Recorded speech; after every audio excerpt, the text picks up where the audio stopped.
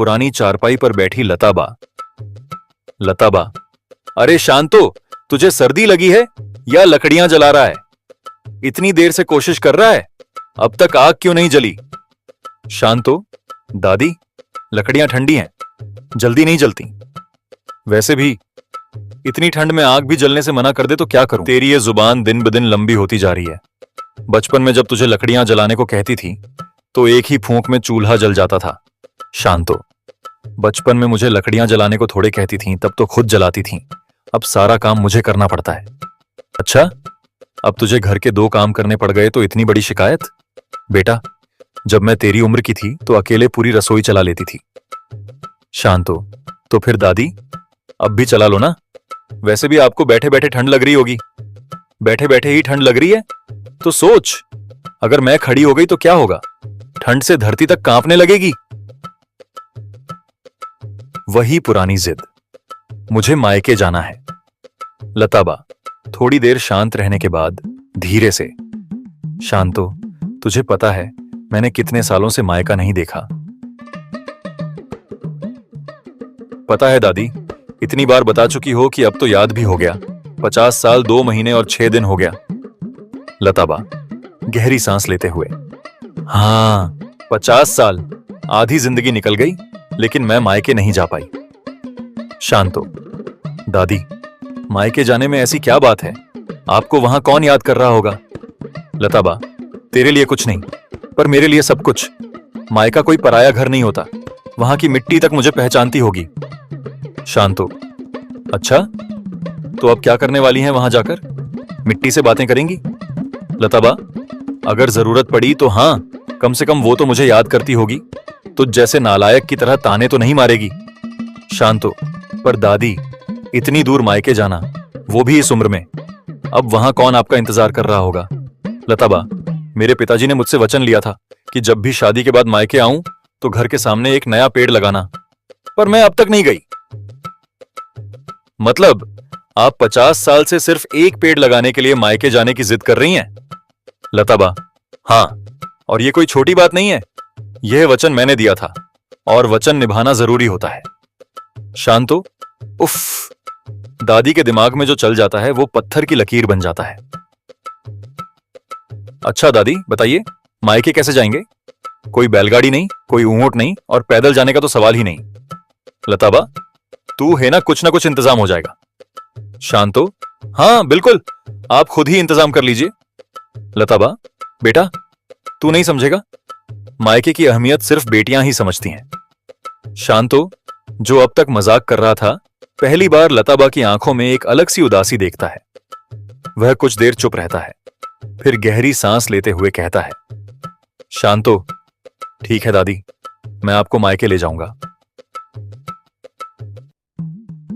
अब आया मेरा असली पोता, चल तैयारी कर। शांतो, पहले ये तो तय कर लें कि जाएंगे कैसे। अब मायके जाने का फैसला हो चुका था, लेकिन सबसे बड़ी चुनौती थी यात्रा का इंतजाम।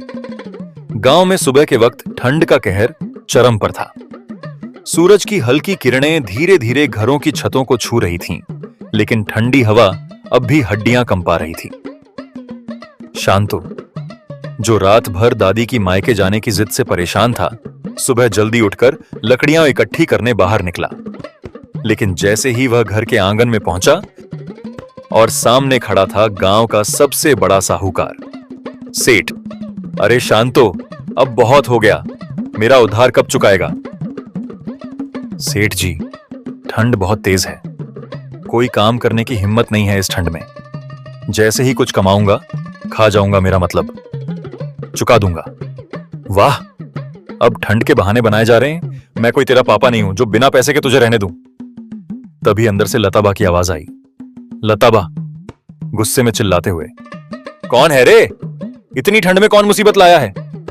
शांतो ने धीमी आवाज में कहा, दादी, सेठ जी आए हैं। सेठ, इतनी ठंड में किसी के घर उधारी मांगने आते हैं? कुछ शर्म लिहाज है कि नहीं? सेठ, अरे लताबा, आप तो मायके जाने वाली थी ना, क्यों ना वहीं चली जाएं? वैसे भी वहां आपकी देखभाल हो जाएगी। सेठ जी, ताने मत मारिए, हम देख लेंगे। अच्छा, देख लोगे? लेकिन ध्यान रखना, अगर 1 हफ्ते में पैसे नहीं मिले तो मैं तुम्हें घर में चैन से रहने नहीं दूंगा। तू अपनी उधारी अपने पास रख, हमें किसी की दया नहीं चाहिए। सेठ, ठीक है, फिर देखते हैं कि एक हफ्ते में कैसे उधार चुकता करते हो। सेठ ठंडी हंसी हंसते हुए चला गया। लताबा और शांतो चिंतित होकर एक दूसरे को देखने लगे। शांतो ने मंगलू के घर पहुंचकर उसे अपनी परेशानी बताई।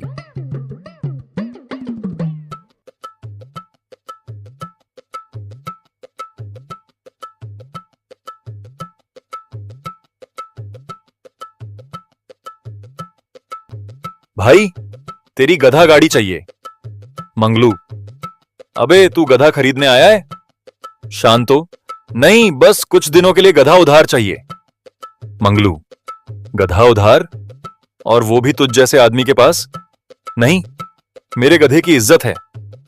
भाई, दया कर दे, दादी को मायके छोड़कर आना है। मंगलू, अबे 50 साल बाद कोई मायके जाता है क्या? शांतो, भाई दादी की जिद से तंग आ चुका हूं, एक बार मायके ले जाकर ही इस कहानी का अंत करूंगा। गधा गाड़ी मुफ्त में नहीं मिलेगी। मंगलू गहरी सोच में पड़ गया। फिर उसने अपनी दाढ़ी खुजलाते हुए कहा, गधा गाड़ी दूंगा, पर एक नहीं, 3 शर्तें हैं। शांतो, 3 शर्तें? अबे गधा उधार मांग रहा हूं, शादी का रिश्ता नहीं। मंगलू, भाई बिना शर्त कुछ नहीं मिलता। शांतो, अच्छा बता कौन कौन सी शर्तें हैं? मंगलू, पहली शर्त, मेरी भेड़ें पड़ोस के गांव छोड़नी होंगी। शांतो, मतलब दादी को मायके छोड़ने जाऊं या तेरी भेड़ों को ससुराल? मंगलू, दोनों ही बराबर हैं, बस फर्क इतना है कि मेरी भेड़ें तंग नहीं करेंगी। शांतो, ठीक है, ये मान ली। दूसरी? मंगलू, दूसरी शर्त, रास्ते में मेरी गधा गाड़ी की देखभाल करनी होगी, अगर कहीं एक भी खरोंच आई तो तुझसे पाई पाई वसूलूंगा। अबे गधा गाड़ी है या नई मोटरसाइकिल? चुपचाप दे दे। मंगलू, मेरे लिए यह नई मोटरसाइकिल से भी कीमती है।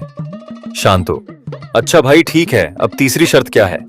मंगलू, तीसरी शर्त, रास्ते से मेरे लिए कुछ गर्मा गर्म जलेबियां लानी होंगी। मंगलू, शर्तें मानी जाएंगी, तभी गधा मिलेगा। शांतो ने थोड़ी देर तक मंगलू को घूरा, फिर गहरी सांस लेते हुए बोला, ठीक है भाई, ये तीनों शर्तें मंजूर हैं। वो पल जब लताबा को पता चला कि अब वे मायके जा रही हैं, सुबह का वक्त था। जो हमेशा की तरह अपनी चारपाई पर बैठी रजाई में लिपटी थीं, सोच रही थीं कि आज फिर से शांतो को मायके जाने के लिए मनाना पड़ेगा। तभी शांतो ने अंदर आते ही घोषणा की, शांतो, दादी तैयार हो जाओ, हम मायके जा रहे हैं। लताबा, क्या तू मजाक तो नहीं कर रहा? शांतो हंसते हुए, नहीं दादी, इस बार सच में, मैं मंगलू से गधा गाड़ी भी ले आया हूं। लताबा, 50 साल हो गए मेरे मायके को देखे, वहां की मिट्टी, वो बड़ा दरवाजा, आंगन में लगा पीपल का पेड़, अब मैं फिर से देख पाऊंगी? वो सब बाद में देखना, पहले ये बताओ कि सफर की तैयारी कब करोगी? लताबा जोश में आकर ठंडी हवा को नजरअंदाज करते हुए, अरे अब देर कैसी, अभी से तैयारियां शुरू करते हैं। मेरा मायका कितना खूबसूरत था, वो खुला आंगन, लकड़ी की खाट, मां के हाथों की बनी मक्के की रोटी, ओह, वहां की हवा तक अलग लगती थी। दादी, क्या तुम्हारा मायका अभी भी वैसा ही होगा? बिल्कुल होगा, मेरा मायका कोई मामूली जगह नहीं था। जाने की तैयारियां शुरू। अब बारी थी तैयारी की। लताबा, ये देख, ये वही पुरानी साड़ी है जो शादी के बाद मां ने दी थी, इसे मैं मायके में पहनूंगी। शांतो, दादी, वो साड़ी अब 50 साल पुरानी होगी, तुम कुछ नया क्यों नहीं पहनती? बेटा, कुछ चीजें कभी पुरानी नहीं होती, जैसे यादें और यह साड़ी। दादी, तुम मायके घूमने जा रही हो या वहां दुकान खोलने? अरे बेटा, मायके जाते वक्त खाली हाथ नहीं जाते। सब तैयार था, गांव के लोग जमा हो गए थे और सबको यह यात्रा किसी जुलूस से कम नहीं लग रही थी। वाह, पहली बार किसी की मायके यात्रा इतनी शानदार लग रही है। कहीं जाने के बाद लताबा मायके में ही ना रुक जाएं। अगर मायके में रुक जाऊं तो गांव में कौन तंग करेगा? सब लोग हंसने लगे और लताबा गधा गाड़ी पर बैठ गईं। सफर जारी, और लताबा के मन में उमड़ते भावनाएं, गधा गाड़ी धीरे धीरे आगे बढ़ रही थी। ठंडी हवा बह रही थी, लेकिन लताबा उसे महसूस ही नहीं कर रही थी। उनकी आंखें दूर कहीं देख रही थीं, लेकिन उनका मन गुजरे हुए वर्षों की गलियों में घूम रहा था। आज 50 साल बाद वे अपने मायके जा रही थीं। उनका मन हजारों भावनाओं से भरा हुआ था। खुशी, बेचैनी, उत्सुकता और एक अनजानी घबराहट। क्या गांव अब भी वैसा ही होगा? क्या वहां की हवा, गलियां, घर का आंगन वही खुशबू होगी? उन्होंने गहरी सांस ली और आसमान की तरफ देखा। बाबा, मैं आ रही हूं, आपके दिए वचन को पूरा करने। गधा गाड़ी अब धीरे धीरे आगे बढ़ रही थी। लताबा खुशी से भरी हुई थीं, लेकिन उनके मन में एक सवाल बार बार आ रहा था। मनोज क्या कर रहा होगा? 50 साल हो गए और इतने सालों में उन्होंने अपने भाई को केवल कुछ ही बार सुना था, देखा कभी नहीं। लताबा ने अचानक शांतो से कहा, लताबा, शांतो एक काम कर, अपने मामा मनोज को फोन लगा, बता दे कि मैं मायके आ रही हूं। शांतो, दादी, अब इस वक्त क्यों? जब गांव पहुंचेंगे तब भी तो बात कर सकते हैं। लताबा थोड़ा झुंझलाकर, अरे नालायक, अगर मैं जा रही हूं तो मेरा भाई भी वहां होना चाहिए, उसे भी तो पता चले कि उसकी बहन आ रही है। शांतो ने जेब से अपना पुराना फोन निकाला, जिस पर स्क्रीन में 2 जगह दरारें पड़ी थीं। उसने नंबर डायल किया। मनोज, जो 50 साल से शहर में था, शहर के एक छोटे से मकान में मनोज अपने कमरे में बैठा था। मनोज का जीवन अब उतना आसान नहीं था। शहर में आकर कई साल मेहनत की, लेकिन की उम्र बढ़ रही थी और कमाई कम होती जा रही थी। मामा, पहचाना? मनोज, शांतो? अरे, इतने सालों बाद तूने मुझे फोन किया? शांतो, हां मामा, और इस बार बड़ी खबर है। मनोज, बड़ी खबर? क्या हुआ? दादी मायके आ रही हैं। क्या? मेरी बहन लता? सच में? शांतो, हां मामा, गधा गाड़ी लेकर हम रास्ते में हैं। मनोज की आंखों में चमक आ गई। मनोज खुशी खुशी यह बात बताने के लिए अंदर कमरे में गया, लेकिन जैसे ही उसने यह बात कही, क्या तुम्हारी बहन आ रही है और इसके लिए तुम गांव जाना चाहते हो? मनोज, हां, आखिर 50 साल बाद मेरी बहन गांव आ रही है। 50 साल बाद हम मिलेंगे, मुझे जाना चाहिए। वाह, तुम्हें अपने घर की हालत दिखती भी है या नहीं? यहां रोज की जरूरतों के लिए भी पैसे पूरे नहीं पड़ते और तुम्हें अपनी बहन की याद आ रही है? मनोज, लेकिन वो मेरी बहन है, मैं उसे कैसे मना कर सकता हूं?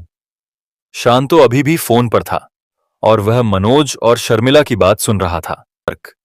अपनी बहन को समझाओ। मनोज, सोचो, तुम्हारी बहन गांव जा रही है, लेकिन वहां कोई भी नहीं है। वहां कौन रहता है अब? मनोज, हां ये तो है, वहां अब कोई नहीं रहता।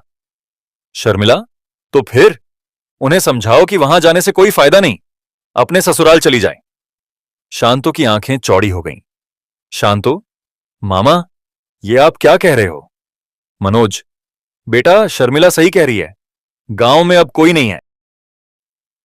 यह बोलकर मनोज ने फोन काट दिया। मनोज, जो 50 साल से शहर में रह रहा था, उसे जब पता चलता है कि लताबा मायके जा रही हैं, तो वह भी जाने की इच्छा रखता है।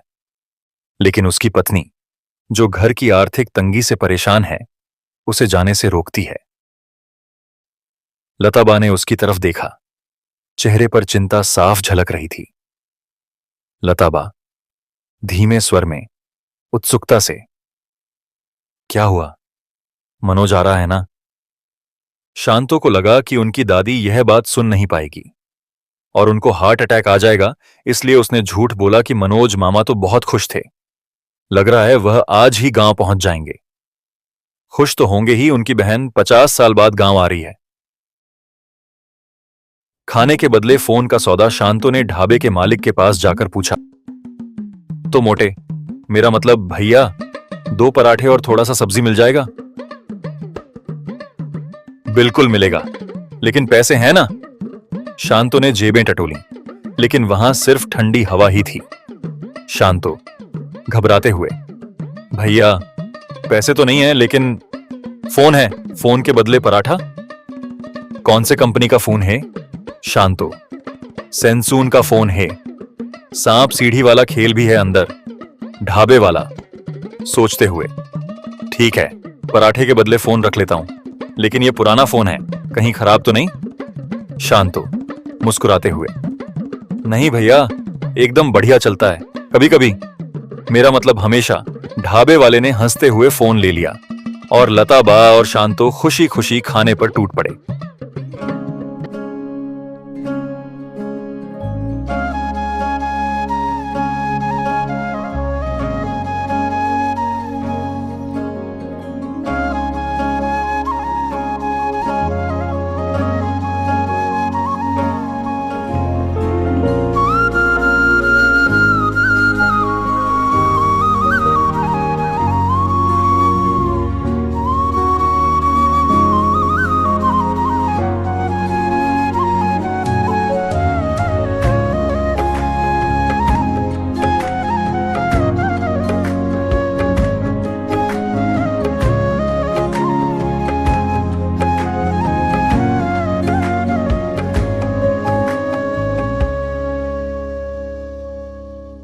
लताबा की आंखों में छलकते भाव। पुरानी यादें ताजा जैसे ही लताबा ने गांव के खेतों, गलियों और घरों को देखा, उनकी आंखों में आंसू छलक आए। उन्होंने अपने बचपन को फिर से अपनी आंखों के सामने देखा। लताबा, यही वो खेत हैं जहां हम भाई बहन भागते हुए खेलते थे। शांतो, दादी, सच में ये बहुत खूबसूरत गांव है। लताबा, बिल्कुल, ये सिर्फ एक गांव नहीं है, ये मेरी आत्मा का हिस्सा है। उन्होंने एक छोटे से तालाब को देखा। बचपन में वहीं बैठकर वे मछलियों को देखा करती थीं, जो अब बदल चुका था। गधा गाड़ी जैसे ही लताबा के मायके के दरवाजे पर रुकी, उनकी सांस तेज हो गई। उन्होंने अपने पुराने घर की तरफ देखा, लेकिन यह वैसा नहीं था जैसा उन्होंने छोड़ा था। घर अब पुराना और जर्जर हो चुका था। दरवाजे की लकड़ी सड़ चुकी थी और उसके ऊपर की छत कुछ जगह से टूटी हुई थी। दीवारें, जो कभी चमकदार सफेद हुआ करती थीं, अब मटमैली और दरारों से भरी हुई थीं। आंगन सूना पड़ा था। जहां कभी खुशियों की चहचहाहट गूंजती थी, आज वहां बस सन्नाटा था। सबसे बड़ा झटका लताबा को तब लगा जब उन्होंने घर के पास खड़े पुराने पीपल के पेड़ को देखा। वह पेड़ जो उनके बचपन का साथी था, अब सूख चुका था। लताबा, नहीं, यह पेड़, यह तो हमेशा हरा भरा था। दादी, यह पेड़ अब सूख चुका है। शायद आपकी तरह यह भी इंतजार करते करते थक गया था। लताबा कुछ नहीं कह पाई, बस एक गहरी सांस ली। मनोज अब तक क्यों नहीं आया? क्या उसने सुना नहीं कि मैं मायके आ गई हूं? शांतो, दादी, हो सकता है मामा सोच रहे हो कि आप मायके सिर्फ देखने आई हैं, रुकने नहीं। तभी बाहर से किसी के पैरों की आवाज आई। मनोज ने भी अपनी बहन को देखा। उसकी आंखें भी भीग चुकी थीं। धीमे स्वर में, भारी आवाज में, लता दीदी। शांतो थोड़ी दूर खड़ा था, लेकिन उसने महसूस किया कि आज कोई और बात थी। यह सिर्फ एक साधारण मुलाकात नहीं थी, बल्कि यह 50 साल बाद बीते दिनों की यादों का दरवाजा खुलने जैसा था। मनोज ने घर की तरफ देखा, जो अब जर्जर हो चुका था। याद है, जब हम छोटे थे तो यह घर कितना सुंदर लगता था। हां, कितना सोचा था कि यहां हमेशा खुशियां बनी रहेंगी। पर देख, अब यह सिर्फ एक वीरान मकान बन गया है। मनोज, समय कितना बदल जाता है ना दीदी। कभी हम यहां बैठकर मिट्टी के खिलौने बनाते थे, अब यह मिट्टी ही हमारे आंसू सोख रही है। यह पेड़ भी बदल गया, यह भी बूढ़ा हो गया, जैसे हमारे रिश्ते समय की धूप में सूखते गए। लताबा, मनोज, तू भी अब वैसा नहीं रहा। शहर में तो तुझे आराम मिला होगा ना? कहां दीदी, शहर में कौन किसका होता है? वहां जिंदगी सिर्फ पेट पालने के लिए चलती है, रिश्तों के लिए नहीं। लताबा, तूने कभी बताया क्यों नहीं कि तू कैसी हालत में जी रहा है? क्यों बताता? तू खुद ही इतनी तकलीफों में थी। एक वक्त की रोटी जुटाने के लिए हम दोनों जूझ रहे थे। हम भाई बहन एक जैसे हैं। जानती हो, शर्मिला मुझे गांव आने से रोक रही थी। क्यों? मनोज, कह रही थी कि जब हमारे पास खुद खाने को नहीं है तो मैं अपनी बहन के लिए क्या कर सकता हूं। वो सही कह रही थी। देख, मैं भी तो अपने बेटे पर बोझ हूं। मतलब हम दोनों भाई बहन एक जैसे हैं। दोनों थोड़ी देर के लिए हंस पड़े, लेकिन यह हंसी उनके आंसुओं में भीग रही थी। थोड़ी देर चुप रहने के बाद लताबा ने अपने पिता की बात याद की। लताबा, गहरी सांस लेते हुए, मनोज, पिताजी ने कहा था कि जब भी हम मायके आएं तो एक नया पेड़ लगाना। जब हम छोटे थे, बापू हमेशा कहा करते थे कि जब भी हम गांव आएं तो आंगन में एक नया पेड़ लगाना चाहिए। तूने कभी सोचा उन्होंने ऐसा क्यों कहा था? मनोज, बहुत बार सोचा, पर कभी ठीक से समझ नहीं पाया। जब बच्चे थे तब लगा कि यह बस एक पारिवारिक परंपरा होगी, लेकिन अब लगता है कि इसमें कोई गहरी बात छुपी है। लताबा, बिल्कुल, बापू सिर्फ पेड़ लगाने की बात नहीं कर रहे थे, वो हमसे कुछ और कह रहे थे। वो हमें यह सिखाना चाहते थे कि जैसे जैसे समय बीतता है, हमें अपनी जड़ें मजबूत रखनी चाहिए। मनोज, तो क्या यह सिर्फ मायके की पहचान बनाए रखने के लिए था, या इसका कोई और कारण भी था? लताबा, बापू हमेशा कहते थे कि इंसान की जिंदगी एक पेड़ की तरह होती है। अगर हमारी जड़ें गहरी और मजबूत होंगी तो कोई भी आंधी हमें गिरा नहीं पाएगी। मनोज, अगर यही सच है तो चलो आज ही पेड़ लगाते हैं। तो चल, आज हम दोनों मिलकर एक पेड़ लगाएंगे। शांतो, इस जगह एक पेड़ लगाओ। गांव की ठंडी हवा बह रही थी। सूखा पीपल अपनी जगह पर खड़ा था और उसके ठीक बगल में लता बा खड़ी थी। उनकी आंखों में नई उम्मीद थी, जैसे वे अतीत को वर्तमान से जोड़ने वाली कोई डोर पकड़ रही हों। शांतो, जो अब तक इस पूरे सफर को बस एक पुरानी जिद मान रहा था, पहली बार गंभीर हो गया। खुदाई शुरू की। मिट्टी थोड़ी नरम थी, जैसे बरसों से किसी के इंतजार में थी।